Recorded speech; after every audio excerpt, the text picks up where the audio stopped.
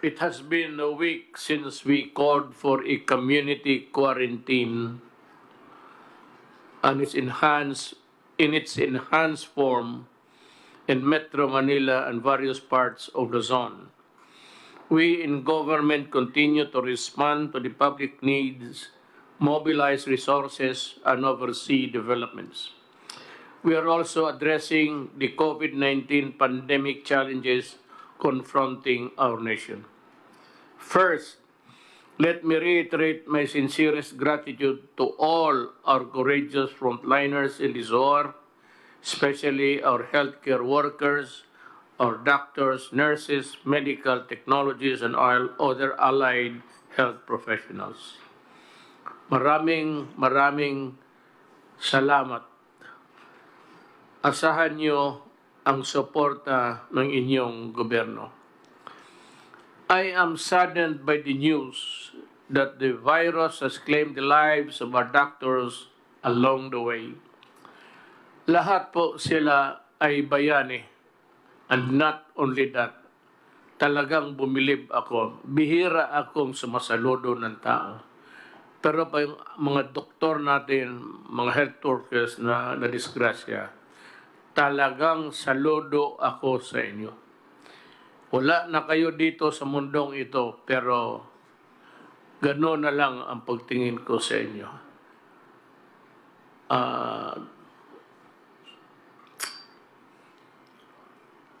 To the able officials and staff of the Interagency Task Force on Emerging Infectious Diseases, thank you for staying on top of the situation. To the brave men and women of the Armed Forces of the Philippines and the Philippine National Police, thank you as well for ensuring peace and order in these trying times.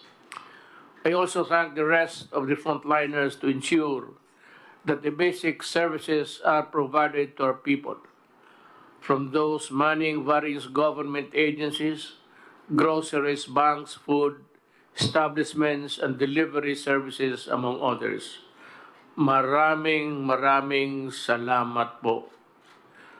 To the gracious members of the private sector who are foregoing profit to elevate the suffering of our people, to the valiant volunteers who are bravely supplementing our frontliners, to the noble civil society organizations who are working tirelessly in calling for donations and performing charity work, thank you very much for your kindness, compassion, and generosity.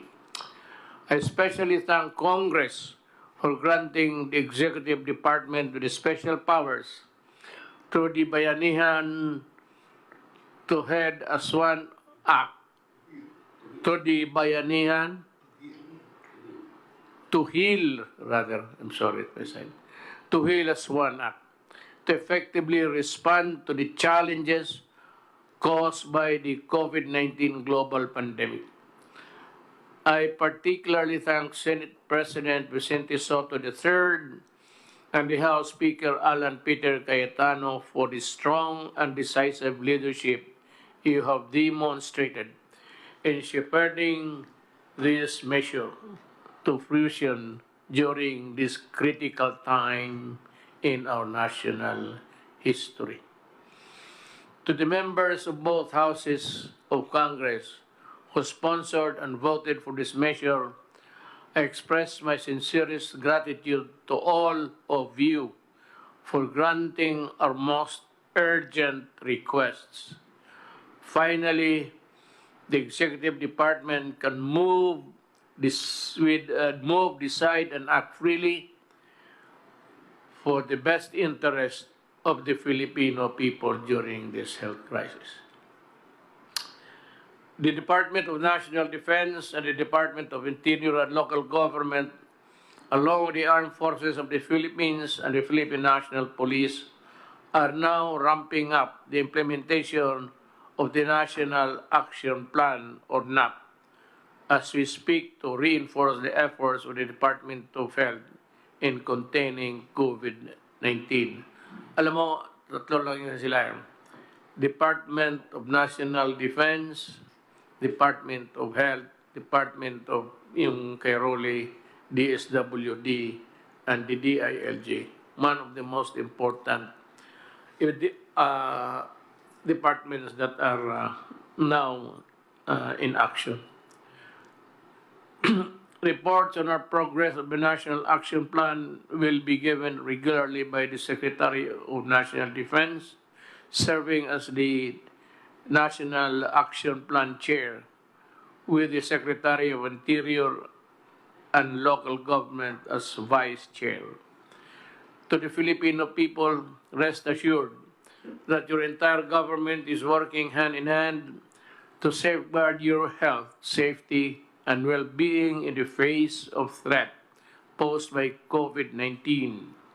We will address all the different issues brought about by this pandemic, as well as to ensure the protection of all our people, especially those who are serving in the front lines. Supplies of food, water, and other essentials will be provided to you throughout this ordeal. Financial assistance will also be extended, especially to those in the margins and the vulnerable groups. Halos lahat ho makatanggap. Ay, hindi naman lahat yung kagaya ni Bongo. Hindi naman niya tanggapin yan. Gagawin namin ang lahat. Hindi namin kayo pababayan. I now call on every Filipino to participate in this war by following the guidelines and set the national government and your local officials. Nothing is more important than your cooperation. I repeat, stay home, huwag matigas ang ulo. The outcome of this war depends largely on you as well. I also call on relevant agencies to ensure the speedy delivery of basic medical supplies and equipments to health facilities.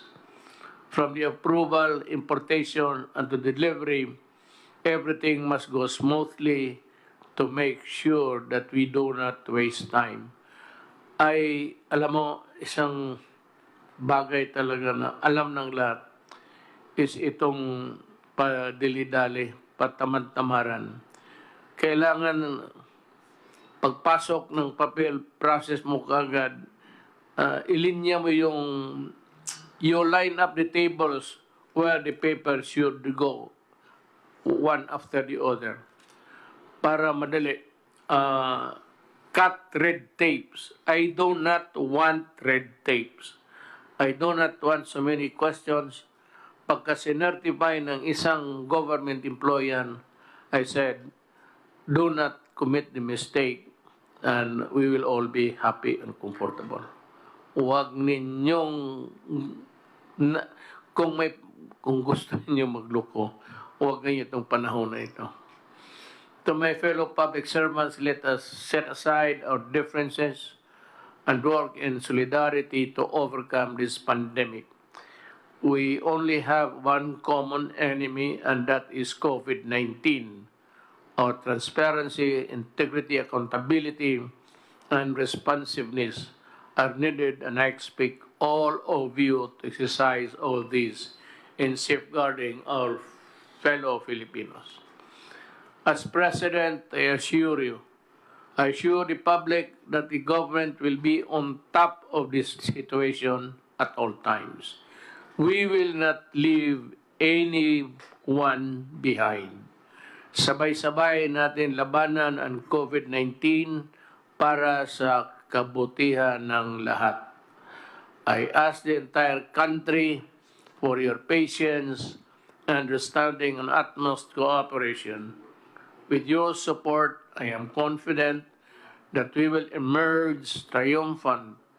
Nothing is more formidable and resilient than the Filipino spirit. Matindi ang kalaban, but we will not surrender. Hindi tayo susuko, tayo ay lalaban.